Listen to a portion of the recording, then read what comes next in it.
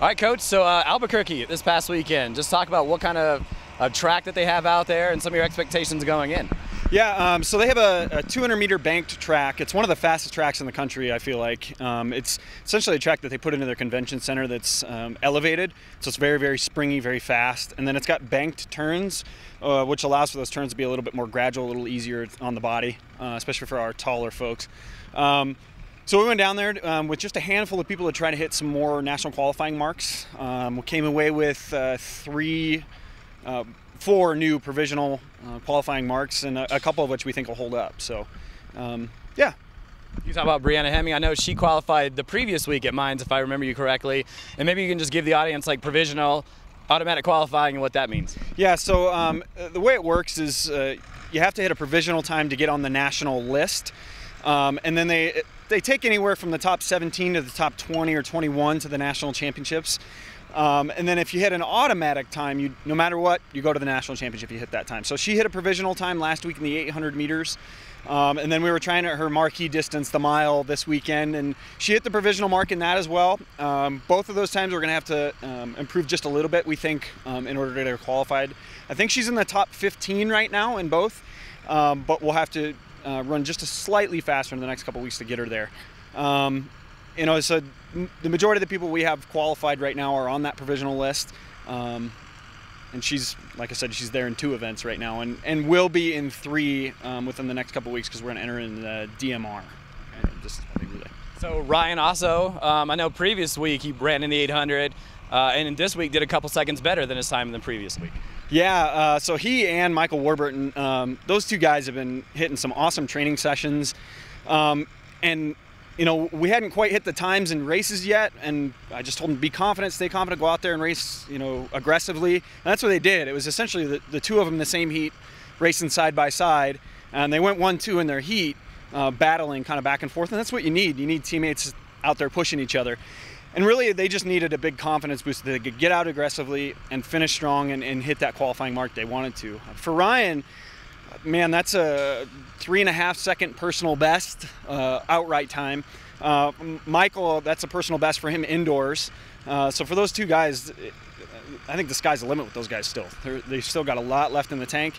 Ryan's time will be really close to holding up to getting to nationals. Michael will have to run slightly faster, I think. But the way they're looking, man, conference championships are going to be pretty fast. So how does that help? You're out there running with a pack of your own runners, or if it's 1-2, obviously you're pushing one another. But just in the terms of the whole schematic, if you're out there with 4 or 5 runners, how does that help somebody? So a couple of things. It keeps you a little bit looser. You're not the only one there. You're not kind of stressing out by yourself while you're warming up for the meet and preparing. And then when somebody else is out there, you feel like, hey, I can run with this guy in practice. I know what he can do. So let me run with him. Let's push each other, and let's try to run a faster time. For those guys, if they know ahead of time, a couple of days ahead of time, they'll start talking about strategy and stuff, and you know, they know each other's strengths and weaknesses. So just having that support system there in you know, a fairly highly individual sport is nice. So you know, the same thing applies when we get into some of those longer distances where you have 3, 4 people from your team. You can kind of work together and use that to your advantage against other teams. And so that's some of the things we've been talking about, some of the things we've been working on in a lot of these meets, a lot of practices, is helping your teammates out. And again, our theme is do more for more, so do more for more than just yourself. And that's something that we've been really striving towards this year, and it's shown in those meets when we're working together.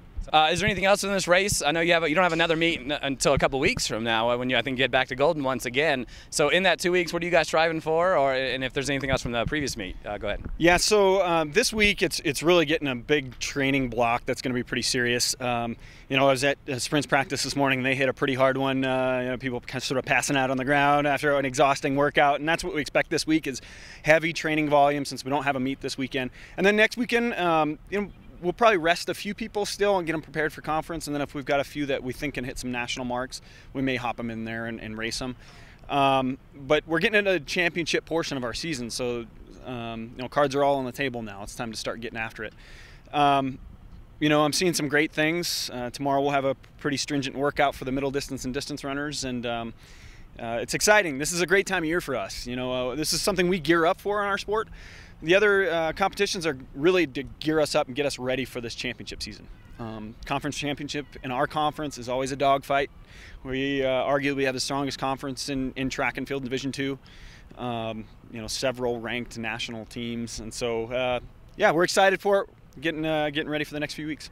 How much are you looking at other teams and their performers? And obviously you want to stack them up, but do you use that as motivation? Like such and such from Adams State is doing this, Brianna, or such and such doing this, Michael. I mean, how much do you look into that stuff? So it sort of depends on the athlete, to be honest with you. Some of them really like that feedback. They want to know where they rank, where they stand. Some of them just want to go into the race and sort of have a plan and stick to their plan and know what they need to accomplish without having to know, 10 different people's stats or whatever. But our sport is very clear. I mean, it's pretty obvious. If you either run, fast or you don't. The times are right there. In some of the other sports, some of the statistics can be a little bit unwavering because it depends on the teams that you play. But time's a time for us. And so, they know that. They're within the social media world. Everybody knows where they're ranked and all that. But it just depends on the person. We talk about it when we get up to championship season, how many points we want to score at the conference championship as a team, the types of places we expect people to end up in. They know that ahead of time. And they love that aspect. They love seeing, okay, I want to score this many points for my team. And so we talk about that a lot. But as far as like individuals, it just sort of depends. If we're trying to develop a race strategy, sometimes we'll say, we know what this person does usually, stick with them, and then, try to outkick them in the end or whatever.